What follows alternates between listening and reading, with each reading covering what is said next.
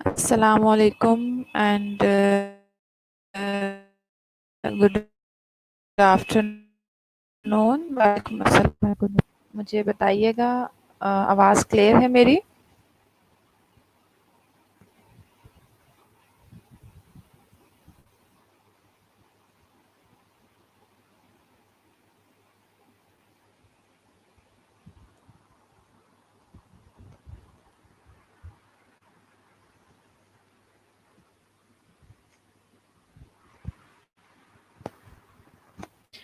Okay, thank you, Aruj.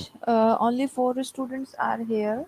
अपनी class fellows को message दीजिए, क्लास का टाइम हो गया है, जल्दी जल्दी से ज्वाइन करें ताकि हम लेक्चर स्टार्ट करें।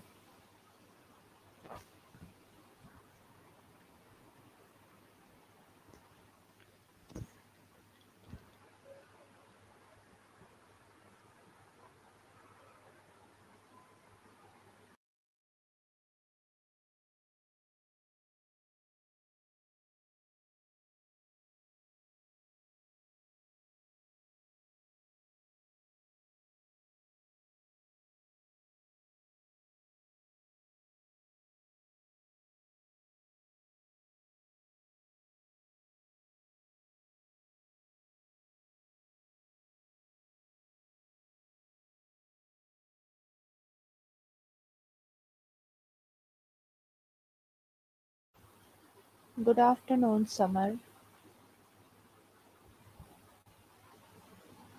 कैसे हैं आप सब लोग? ठीक हैं?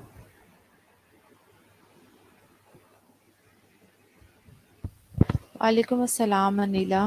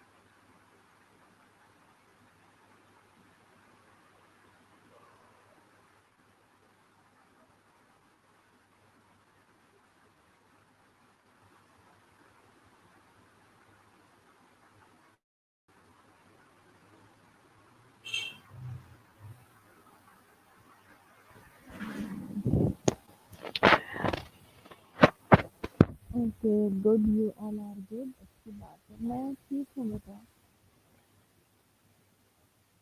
वालेकुम अस्सलाम नादिया।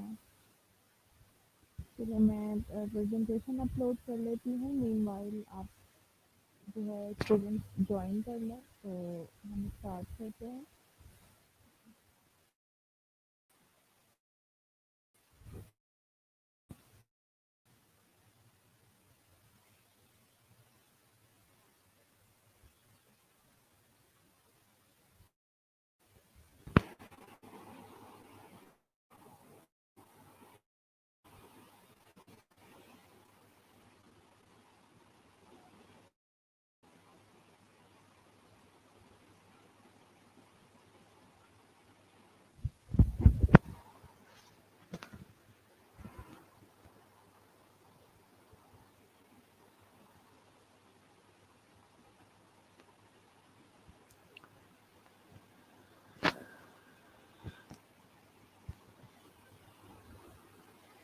अब आवाज़ ठीक है अरूज, या स्टिल आवाज़ कम आ रही है मेरी?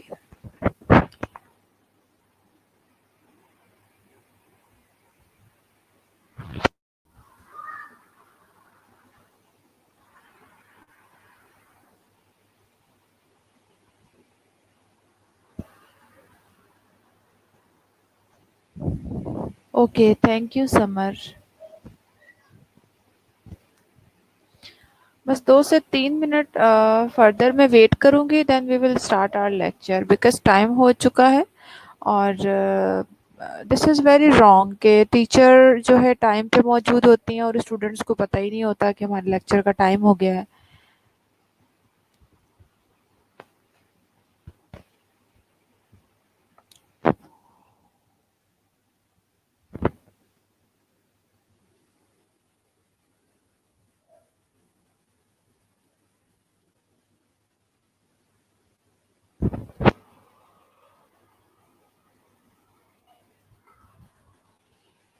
जी, मारिया, आप कुछ कहना चाह रही हैं, बात करना चाह रही हैं? आपकी रिक्वेस्ट आई हुई है मुझे, कोई बात करना चाह रही हैं?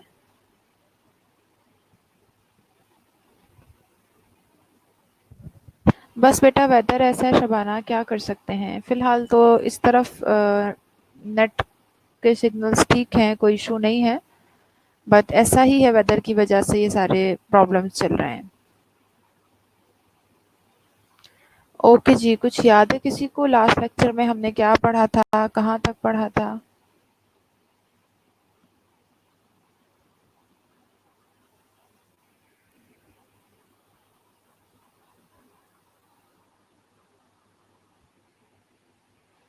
वालेकुम अस्सलाम साफिया।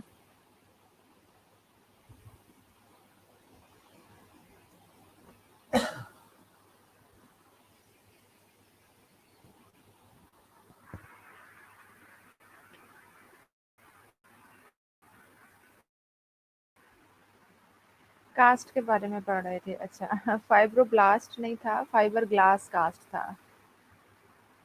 मैकोनिसा फाइबर ग्लास कास्ट था। चलिए, हमने यूनिट 1 पढ़ रहे हैं ऑर्थोपेडिक नर्सिंग में।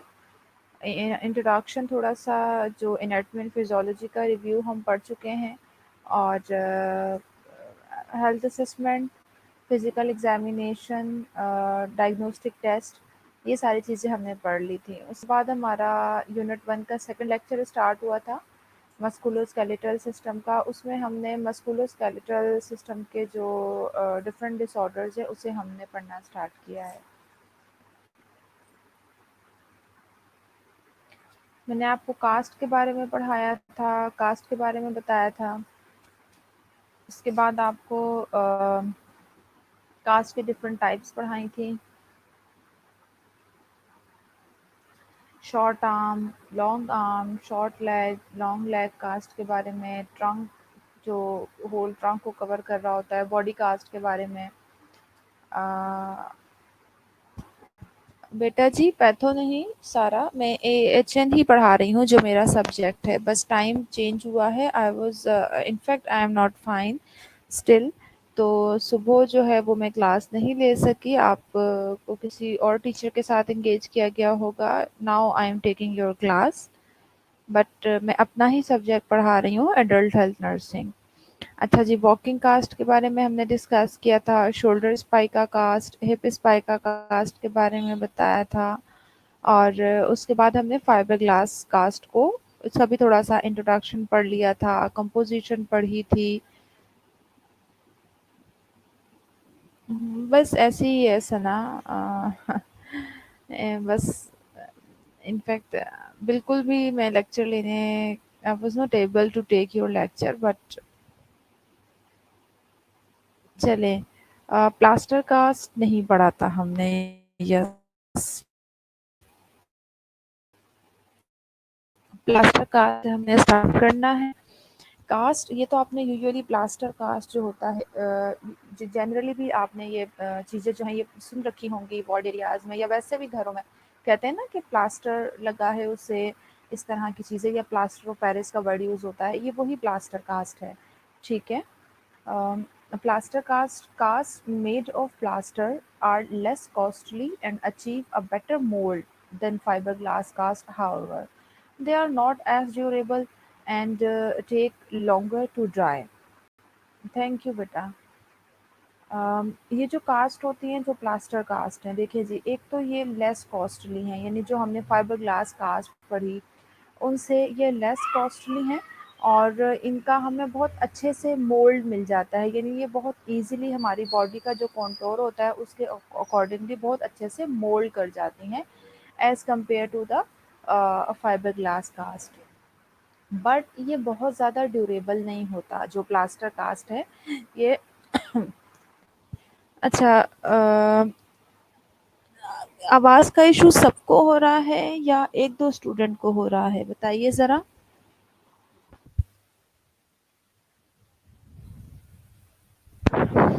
अब मैं ऊंचा बोलने की कोशिश करूंगी, बताइएगा अगर अभी भी वॉल्यूम का कोई प्रॉब्लम हो तो मुझे बता दीजिएगा। चलें, ये जो हमारी कास्ट है प्लास्टर कास्ट, लेकिन ये बहुत ज़्यादा ड्यूरेबल नहीं होती, और यानी इसके ऊपर हम बहुत ज़्यादा रिलाई नहीं कर सकते, और ये बहुत थोड़ा ज़्यादा टाइम लेती है ड्राई होने के लिए, ठीक है जी, as compare to fibre glass cast. इसमें रोल्स मिलते हैं basically. Rolls of plaster of Paris impregnated bandages are wet in cool water and applied smoothly to the body. Impregnated का मतलब होता है soaked। तो बेसिकली प्लास्टर ऑफ पेरिस के roles होते हैं, यानी बैंडेज होती है, उसको प्लास्टर ऑफ पेरिस के अंदर सोक किया हुआ होता है, उनको फिर हम कोल्ड वाटर के अंदर जो है वेट करते हैं, और फिर हमने उसे जो भी हमारी बॉडी पार्ट होता है उसके कॉन्टोर के अकॉर्डिंगली हमने उस बॉडी के ऊपर उसे स्मूथली उस बॉडी पार्ट के ऊपर उसे हमने स्मूथली अप्लाई कर देना होता है। These will also cause an exothermic reaction similar to that seen with fiberglass cast। इसको भी जब हम अप्लाई कर रहे होते हैं तो अप्लाई करते हुए एक्सोथर्मिक रिएक्शन होता है, यानी हीट प्रोड्यूस होती है, जिस तरह से फाइबरग्लास में हीट प्रोड्यूस होती है। The crystallization process produces a rigid dressing in 15 to 20 minutes. उसके बाद जब ये ड्राई होता है तो क्रिस्टलाइजेशन का प्रोसेस होता है तकरीबन 15 से 20 मिनट के बाद ये रिजिड हो जाता है, एक सख्त ड्रेसिंग बन जाती है, रिजिड ड्रेसिंग बनना शुरू हो जाती है। बट यू कैन नॉट से कि 15 टू 20 मिनट्स के बाद ये फुल ड्राई हो जाता है, ऐसा नहीं है। After the plaster sets the cast remains wet. जब प्लास्टर पूरा बैठना शुरू हो जाता है तो जो आपका कास्ट था वो स्टिल वेट होता है एंड समवट सॉफ्ट भी होता है। It does not have it's full strength until it is dry. जब तक ये जो हमने प्लास्टर ऑफ पेरिस अप्लाई किया है,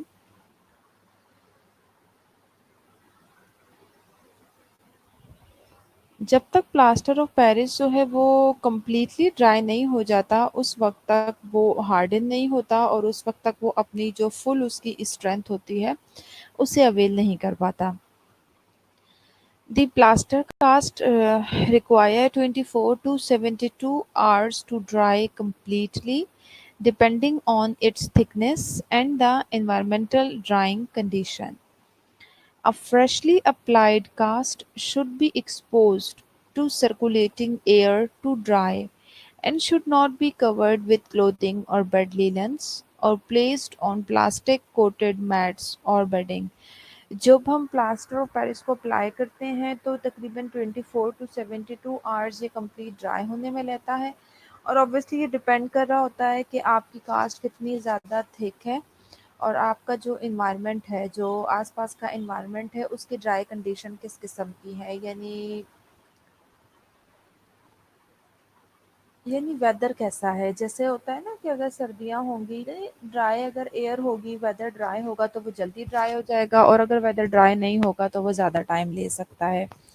इसी तरह से जो हमने फ्रेशली कास्ट को अप्लाई किया है, उसके ऊपर यानी जैसे आपको बताया कि 24 टू 72 आवर्स वो लेता है ड्राई होने में। कोशिश करें कि उसको सर्कुलेटिंग एयर में ड्राई करें, जैसे फ़ैन हो गया इस तरह से, या उसके ऊपर डायरेक्ट एयर अप्लाई की जाती है, और उसको किसी कपड़े से कवर ना करें, उसको बेड लिनन के ऊपर प्लेस ना करें, और किसी भी प्लास्टिक कोटेड मटेरियल के ऊपर उसे प्लेस ना करें।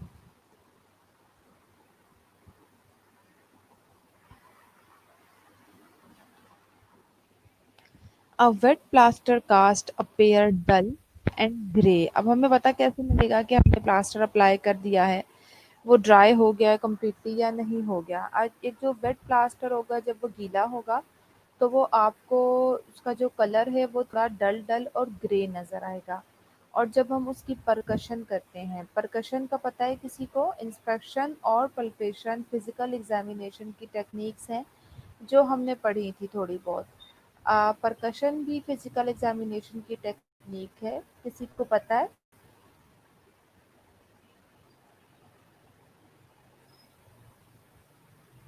बताइए अगर पता है किसी को कि परकशन क्या होता है, बेसिकली किस तरह से किया जाता है। ठीक है, टैपिंग बिल्कुल ऐसा ही है। आप अपनी फिंगर्स से जो है यानी साउंड को इलिसिट करते हैं, साउंड को सुनते हैं, that is called percussion, tapping करके। तो जो आपका वेट प्लास्टर होगा, एक तो हमें उसके कलर से अंदाज़ा होगा कि वो थोड़ा डल होगा, ग्रे होगा, और उसकी जो साउंड होगी यानी जब हम उसे परकस करेंगे फिंगर्स के साथ, तो जो उसकी साउंड होगी वो डंप साउंड आएगी।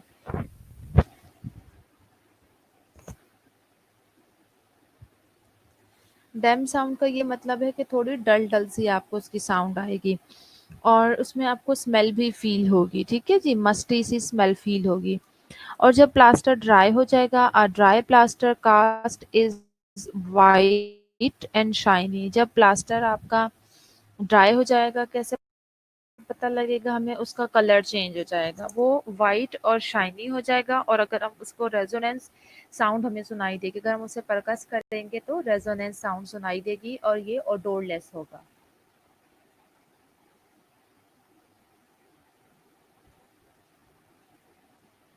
और उसके साथ-साथ ये फर्म भी होगा, यानी ऑब्वियसली वो आपकी बॉडी का जो कंटूर है उसके साथ वो फिक्स हो चुका होगा, तो इसलिए वो आपको फर्म नज़र आएगा। अब ये साउंड्स कैसी होती हैं, डल साउंड कैसी होती है, रेजोनेंस कैसी होती है, वैसे तो डिटेल में ये सारी साउंड आपको हेल्थ असेसमेंट में पढ़ने को मिलेंगी, आपका सब्जेक्ट है हेल्थ असेसमेंट का, लेकिन थोड़ा-सा आपको बता देती हूँ।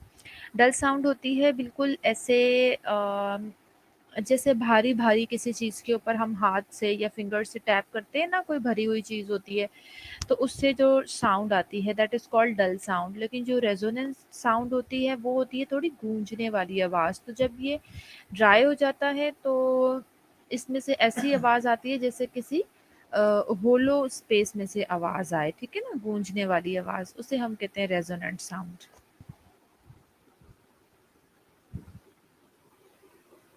क्लियर हो गया आपको प्लास्टर ऑफ पेरिस के बारे में या प्लास्टर कास्ट के बारे में जो हमने पढ़ा।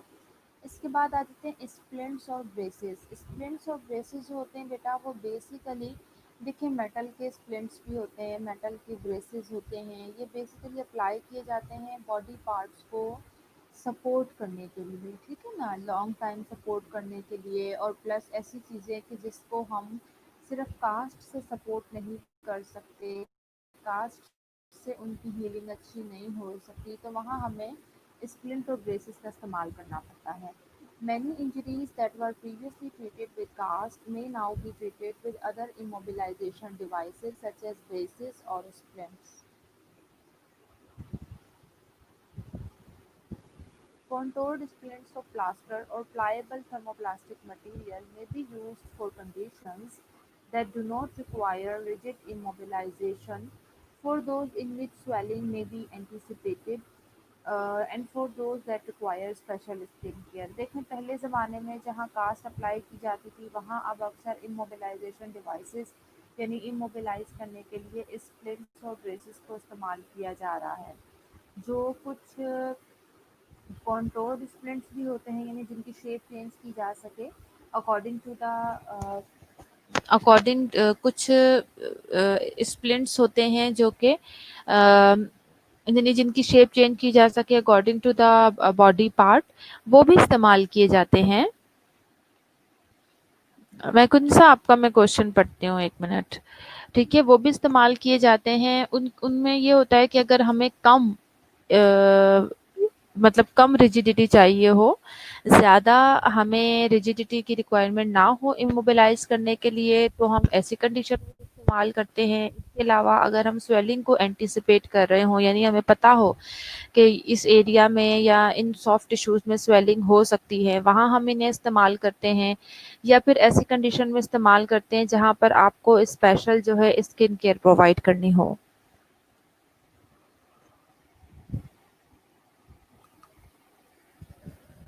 मैकुनिसा का क्वेश्चन पढ़ लेते हैं। लाइक फाइबर ग्लास कास्ट, क्या प्लास्टर कास्ट में पेशेंट को बाथ और शावर नहीं, बिल्कुल भी नहीं मैकुनिसा। मैंने आपको बताया था फाइबर ग्लास कास्ट में बेसिकली एक वाटर प्रूफ लेयर होती है, जिसकी वजह से हम अलाउ कर लेते हैं पेशेंट को, लेकिन प्लास्टर कास्ट में हम अलाउ नहीं नहीं करते। नाम हमें देखे अभी हमने प्लास्टर कास्ट को पढ़ा कि प्लास्टर कास्ट जो है वो बेसिकली सोक ही उसको हम वाटर में करते हैं और फिर उसे अप्लाई करते हैं, वो वेट होता है। तो अगर हमने उसे शावर वगैरह के लिए अलाउ कर दिया, यानी उसे वेट नहीं होने देना, सिंपल ये। तो अगर हमने उसे अलाउ कर दिया और वो वेट हो गया तो ऑब्वियसली वो तो फिर से सॉफ्ट हो जाएगा, फिर से वो तो डॉक्टर है ना या फिजिशियन है या फिजियोथेरापिस्ट है, जो भी है उन्होंने उसको अकॉर्डिंग टू द बॉडी की जो रिक्वायरमेंट है या बॉडी पार्ट के रिक्वायरमेंट के अकॉर्डिंग उसको कॉन्टोर कर दिया था, तो वो खराब हो जाएगा, नहीं हम अलाउ करते। अच्छा, स्प्लिंट और ब्रेसेस की तरफ आ जाते हैं। Splints made of thermoplastics are warmed and moulded to fit the patient, जैसे हैंड स्प्लिंट्स हो गए, ठीक है जी। The splints need to immobilise and support the body part in a functional position. जो स्प्लिंट्स होते हैं इनको ज़रूरत होती है कि आपके बॉडी को, यानी जो भी बॉडी पार्ट है उसको इमोबिलाइज करने के साथ साथ उसे सपोर्ट भी प्रोवाइड करे, और वो भी फंक्शनल पोजीशन में सपोर्ट प्रोवाइड करे। जैसे एग्जांपल है कि अगर हमने कुछ पेशेंट को चलने फिरने के लिए अगर हमने उन्हें अलाउ किया है, अगर उनका कोई फ्रैक्चर उनको हील हो गया, हमने उन्हें अलाउ किया है असिस्टिव डिवाइसेस के साथ, तो हम साथ में स्प्लिंट्स भी उनको अप्लाई करते हैं। उससे क्या होता है कि उनका फंक्शन तो नहीं डिस्टर्ब होता ना, उन्होंने जो चलना है बल्कि उनके चलने के लिए वो उन्हें सपोर्ट प्रोवाइड कर रहा होता है। तो ये स्प्लिंट्स हमारे जो हैं इमोबिलाइज भी करते हैं और बॉडी पार्ट को सपोर्ट भी प्रोवाइड करते हैं उनकी फंक्शनल पोजीशन में। And it must be well padded to prevent pressure, skin abrasion और स्किन ब्रेकडाउन। इनको जब हम अप्लाई कर रहे होते हैं तो हमारी कोशिश यही होनी चाहिए, बल्कि हमें इस चीज़ को इंश्योर करना चाहिए कि हम इनको अच्छे से वेल पैडेड करें, इनके ऊपर अच्छे से पैडेड्स अप्लाई करें ताकि वो आपकी स्किन को डायरेक्ट डैमेज ना कर सकें और प्रेशर ना जनरेट कर सके स्किन के ऊपर।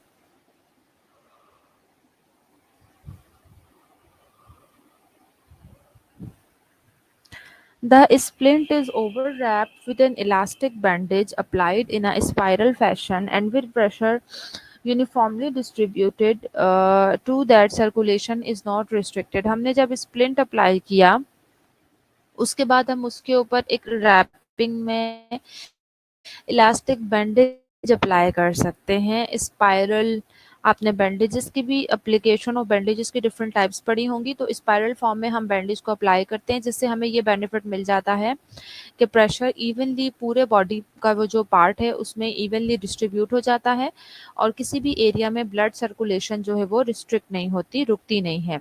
Splints are generally indicated for short term use, लेकिन जो स्प्लिंट्स हैं वो यूजुअली शॉर्ट टर्म यूज़ के लिए इस्तेमाल किए जाते हैं। जैसे ये देखें, रेडियल नर्व पाल्सी है अगर तो इस तरह से देखें, फ्लैसिड आपको उस पेशेंट का हाथ नज़र आ रहा है, वो अपने जो रिस्ट है उस लेवल पे हाथ को मेंटेन नहीं रख पा रहा, तो हमने यहाँ पे उसे स्प्लिंट अप्लाई किया है ताकि उसका जो हाथ है वो अपनी फंक्शनल पोजीशन में मेंटेन रह सके।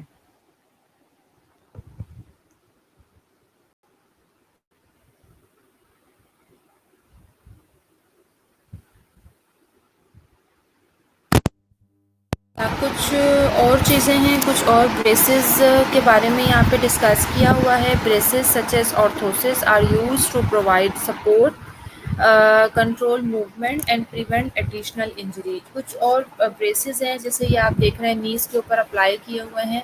ये ब्रेसेस इस्तेमाल किए जाते हैं ताकि हम अपने पेशेंट्स को सपोर्ट प्रोवाइड कर सकें, उनकी मूवमेंट को कंट्रोल कर सकें और उन्हें फर्दर किसी भी इंजरी से प्रिवेंट कर सकें। They are custom fitted to previous parts of the body. ये वाले जो आपके ब्रेसेस होते हैं इनको हम कस्टमाइज्ड ब्रेसेस भी कहते हैं, क्योंकि ये आपकी बॉडी के जो भी पार्ट है जहां आपने इसको अप्लाई करना है उसकी रिक्वायरमेंट के अकॉर्डिंग इनको बनवाया जाता है ताकि ये उस बॉडी पार्ट में फिट आ जाए।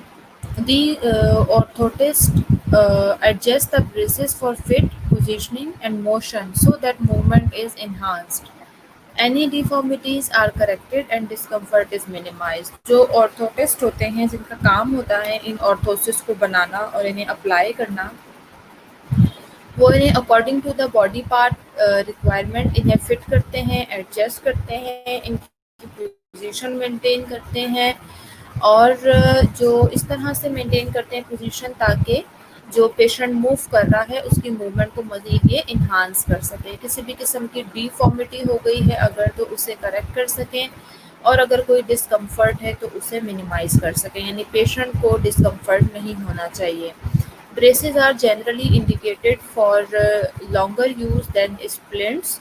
जो ब्रेसेस हैं वो स्प्लिंट से ज़्यादा लंबे अरसे के लिए इस्तेमाल किए जाते हैं।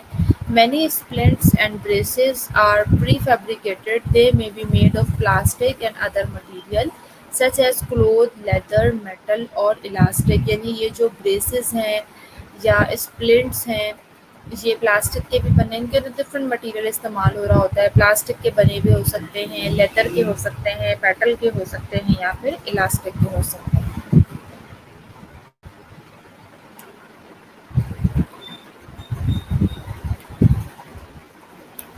यहाँ तक सबको क्लियर हो गया? कोई क्वेरी है किसी की तो पूछ लें, फिर हम आगे जनरल नर्सिंग मैनेजमेंट पढ़ते हैं।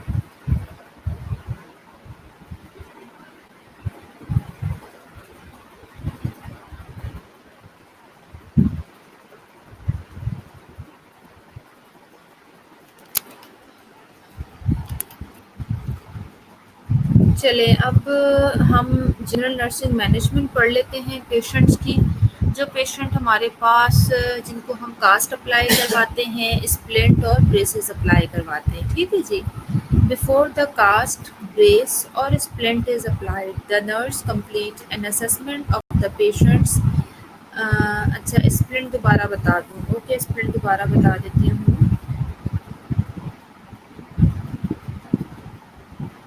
मैंने आपको ये बताया कि एक पहले टाइम में ये होता था कि इमोबिलाइज़ करने के लिए हम सिर्फ़ और सिर्फ कास्ट अप्लाई करते थे, लेकिन अब हमारे पास ऑप्शंस मौजूद हैं। हम डिफरेंट टाइप के स्प्लिंट और ब्रेसेस जो हैं वो अप्लाई करते हैं ताकि किसी भी बॉडी पार्ट को हम इमोबाइल कर सकें या सपोर्ट प्रोवाइड कर सकें।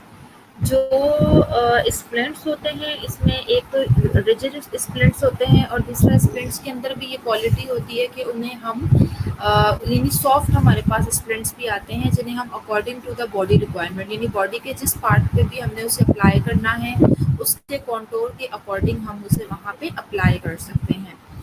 जो स्प्लिंट्स होते हैं basically they are use not only to immobilise the body part but also supporting the body part in their functional position, ठीक है जी। और जब हम स्प्लिंट्स इस्तेमाल कर रहे होते हैं it should be ensure that they should be well padded. Patient को स्किन जो है वो डैमेज नहीं होनी चाहिए, पेशेंट की स्किन एब्रेशंस ना बने, स्किन ब्रेकडाउन ना हो और ऐसा भी ना हो कि उनके स्किन के ऊपर कहीं भी प्रेशर अल्सर्स बन जाएँ, ठीक है जी, इन चीज़ों को ख्याल रखना है। उसके बाद मैंने आपको बताया कि स्प्लिंट्स जो हैं उसको अप्लाई करने के बाद हम एक जो इलास्टिक बैंडेजेस होती हैं वो उसके ऊपर स्पाइरल फैशन में अप्लाई करते हैं ताकि इससे हमें क्या बेनिफिट होता है कि कोई जो भी प्रेशर होता है एक तो वो पूरे बॉडी उस पर्टिकुलर बॉडी पार्ट में यूनिफॉर्मली डिस्ट्रीब्यूट हो जाता है और जो सर्कुलेशन होती है, ब्लड सर्कुलेशन होती है वो किसी भी एक एरिया में रिस्ट्रिक्ट नहीं होती। और जो स्प्लिट्स होते हैं वो यूजुअली शॉर्ट टर्म के लिए इस्तेमाल किए जाते हैं। इसके बाद ब्रेसेस के बारे में बताया कि ब्रेसेस डिफरेंट टाइप के ब्रेसेस होते हैं, अकॉर्डिंग यानी कस्टमाइज्ड ब्रेसेस भी बनाए जाते हैं जो कि according to the body requirement बनाए जाते हैं और यूज़ किए जाते हैं, जिनका काम यही होता है कि वो बॉडी को सपोर्ट प्रोवाइड करते हैं, मूवमेंट को कंट्रोल करते हैं, एडिशनल कोई इंजरी ना हो इस चीज़ को प्रिवेंट करते हैं, ठीक है जी।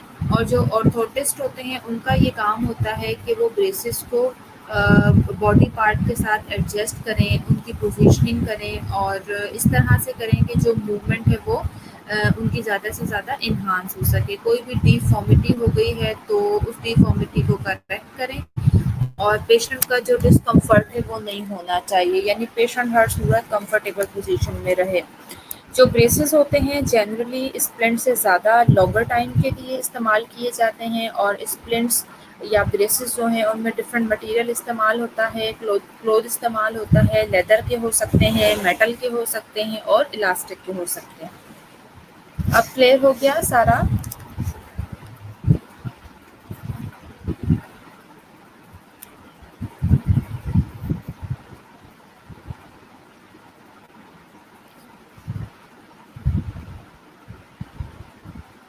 चलें जी, अब हम जनरल मैनेजमेंट पढ़ लेते हैं। कोई भी पेशेंट हमारे पास, उसे हमने कास्ट अप्लाई किया है, स्प्लिंट या ब्रेसेस अप्लाई किए हैं। Before the cast, brace or splint is applied, the nurse complete an assessment of the patient's general health, presenting sign and symptom, emotional status, understanding of the need for the device, and condition of the body part to be immobilized. सबसे पहली बात, आपने patient को splint, cast या brace apply करना है, उसकी सबसे पहले नर्स को चाहिए कि वो सबसे पहले तो कंप्लीट असेसमेंट करेगी अपने पेशेंट की। ठीक है जी, आपके पेशेंट की जनरल हेल्थ किस किस्म की है, पेशेंट आपके पास कौन कौन से साइन एंड सिम्टम के साथ प्रेजेंट कर रहा है, पेशेंट की इमोशनल कंडीशन किस किस्म की है, और हमें जो डिवाइस हम अप्लाई कर रहे हैं उसकी ज़रूरत क्यों पेश आई है, क्यों हम पेशेंट को कोई भी कास्ट, स्प्लिंट या ब्रेस अप्लाई कर रहे हैं, और जिस बॉडी पार्ट को हमने ये अप्लाई करने के बाद इमोबाइल करना है उसकी कंडीशन किस किस्म की है। ये सारी चीज़ें सबसे पहले नर्स ने जो है असेस करनी है। Physical assessment of the part to be immobilized must include assessment of the neurovascular status such as neurologic and circulatory functioning of the body part and degree and location of swelling, bruising and skin abrasion. अब जिस भी part को आपने apply करना है, cast, splint या brace, जिसको आपने इमोबिलाइज करना है, उसकी असेसमेंट बहुत ज़रूरी है। स्पेशली न्यूरोवास्कुलर असेसमेंट बहुत ज़रूरी है। न्यूरोवास्कुलर असेसमेंट में हम बार बार आपको ये पढ़ा रहे हैं कि दोनों असेसमेंट आती हैं। न्यूरोलॉजिक असेसमेंट यानी आपने चेक करना है कि उसकी कोई पहले भी चेक करना है, और कास्ट अप्लाई करने के बाद भी हम इस चीज़ को इंश्योर करते हैं कि वहाँ की कोई नर्व तो प्रेस नहीं हो गई है, वहाँ की नर्व सप्लाई तो कॉम्प्रोमाइज़ नहीं हो गई है, और वहाँ के सर्कुलेटरी फंक्शन यानी कोई जो कहना चाहिए कि यानी ब्लड सप्लाई तो कॉम्प्रोमाइज़ नहीं हो रही उस पर्टिकुलर बॉडी पार्ट की। उसके बाद देखना है कि degree and location of swelling तो नहीं है, अगर स्वेलिंग है तो उसकी डिग्री कौन सी है, लोकेशन क्या है, स्किन के ऊपर कोई एब्रेशंस तो नहीं बने हुए हैं, और ब्रूजेस तो नहीं बने हुए। इन सारी चीज़ों को असेस करना है। In addition, the nurse gives the patient information about the underlying pathologic condition and the purpose and expectation of the prescribed treatment regime. This knowledge promotes the patient's active participation in and compliance with the treatment program. इसके साथ साथ nurse की ये responsibility भी है कि अपने patient को यानी उसकी जो भी प्रॉब्लम चल रही है, अंडरलाइन जो भी पैथोलॉजी है, उससे रिलेटेड इन्फॉर्मेशन प्रोवाइड करें, और जो भी ट्रीटमेंट रेजीम है, जैसे कास्ट, स्प्लिंट अगर आप अप्लाई कर रहे हैं, उन्हें बताएं कि इसको अप्लाई करने का मकसद क्या है, अप्लाई करने के बाद क्या आउटकम हमारे पास आएंगे, और अप्लाई करने के बाद हम पेशेंट से क्या एक्सपेक्ट कर रहे हैं कि पेशेंट ने इसके साथ कितना ज़्यादा कंप्लायंस रखना है, कितना ज़्यादा सारी ट्रीटमेंट रेजीम के साथ कंप्लायंट रहना है। इस तरह के नॉलेज जो है, इस तरह की बातें अगर आप अपने पेशेंट को पहले से बता देते हैं तो वो आपके पेशेंट की एक्टिव पार्टिसिपेशन को इंश्योर करवाता है, और ट्रीटमेंट के जो प्रोग्राम है उसके साथ आपके पेशेंट के कंप्लायंस को बढ़ाता है।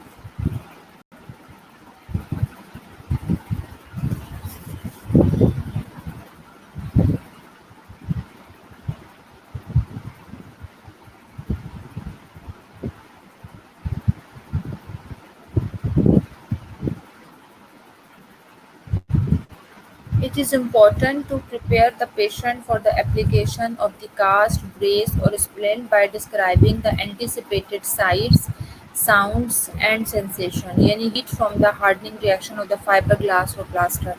जब आप अपने पेशेंट को अप्लाई करने लगें कास्ट, तो उससे पहले ज़रूरी है कि आप अपने मरीज़ को प्रिपेयर करें। प्रिपेयर किस सेंस में करना है आपने, यानी आपने अपने पेशेंट को एंटिसिपेटेड का मतलब होता है कि पहले से किसी भी चीज़ के लिए प्रोडिक्शन कर लेना, या किसी भी काम के होने से पहले उसके बारे में आपको पता होना। तो ये बहुत ज़रूरी है कि जब आप कास्ट अप्लाई करने के लिए अपने पेशेंट को कास्ट अप्लाई करने लगें तो उसको आप पहले से तमाम चीज़ें डिस्क्राइब कर दें, यानी आपके पेशेंट को पहले से बता दें कि उन्हें दिखने में कास्ट किस किस्म की लगेगी, उनका बॉडी पार्ट में क्या चेंज आएगा, क्या साउंड आएगी या क्या किस किस्म के सेंसेशंस है जो वो फ़ील करेंगे। जैसे हमें पता है ये एक एक्ज़ोथर्मिक रिएक्शन होता है। पेशेंट को पहले से पता होगा कि हाँ, इसको अप्लाई करने के बाद जो है हमें एक हीट की सेंसेशन फ़ील होगी। इस तरह की चीज़ें आप पहले से अपने पेशेंट को बता दें। The patient need to know what to expect during application and the reason the body part must be immobilized. ये ज़रूरी है कि पेशेंट को पहले से पता हो कि इसको अप्लाई करते वक्त हम मरीज़ से क्या एक्सपेक्ट कर रहे हैं और क्या वजह है, क्या रीज़न है कि हम किसी भी बॉडी पार्ट को इमोबाइल कर रहे हैं। The nurse must carefully evaluate pain associated with the musculoskeletal condition. जो नर्स है उसको चाहिए कि वो केयरफुली एवेलुएट करे पेन को। जो मस्कुलोस्केलेटल कंडीशन, किसी भी मस्कुलोस्केलेटल कंडीशन के साथ आपका पेशेंट आया है, ये नर्स की रिस्पॉन्सिबिलिटी है कि अपने पेशेंट को जो है जो उसका पेन है उसको असेस करें और ask the patient to indicate the exact site and to describe the characteristics and intensity of the pain to help to determine its cause. Most pain can be relieved by elevating the simple involved body part, applying cold packs and administering analgesic agent as prescribed. फिर pen की complain आपका patient कर रहा है तो ये nurse की responsibility है कि पेन की तमाम जो पेन से रिलेटेड तमाम चीज़ें हैं, जैसे इंटेंसिटी है, उसकी कैरेक्टरिस्टिक्स हैं, किस चीज़ से वो रिलीफ हो रहा है, ये सारी चीज़ें पहले से आप अपने पेशेंट से सारी हिस्ट्री कलेक्ट कर लेंगे। क्योंकि और बहुत सारी चीज़ें हो सकती हैं। बहुत से पेन जो है वो सिंपली बॉडी पार्ट को एलिवेट करने से रिजॉल्व हो जाते हैं, कोल्ड पैक्स अप्लाई करने से हो जाते हैं या फिर एनाल्जेसिक हमें एडमिनिस्टर करने पड़ते हैं, उससे रिलीव हो जाते हैं।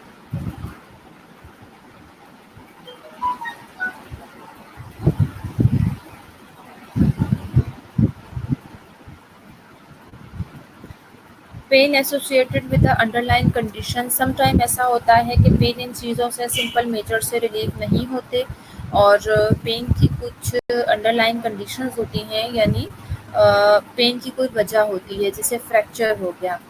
ये फ्रीक्वेंटली फ्रैक्चर का है तो अगर हम बॉडी पार्ट को इमोबिलाइज कर दें तो वो रिलीफ हो जाता है। एडिमा की वजह से पेन हो रहा है, जैसा कि किसी ट्रॉमा या सर्जरी या टिश्यूज़ में ब्लीडिंग हो गई, इनकी वजह से हो तो हम बॉडी पार्ट को एलिवेट कर देते हैं तो भी पेन जो है वो कंट्रोल हो जाता है। और कोल्ड पैक्स हम इंटरमिटेंट यानी बार-बार कोल्ड पैक्स अप्लाई कर सकते हैं, उससे रिलीफ़ हो जाता है। आइस पैक्स अप्लाई कर सकते हैं, उससे पेन रिलीफ़ हो जाता है। ठीक है जी। और लेकिन इस चीज़ का हमने ख़्याल रखना है आइस पैक्स अप्लाई करते हुए, कोल्ड पैक्स अप्लाई करते हुए कि हमने जो कास्ट है उसको गीला नहीं होने देना।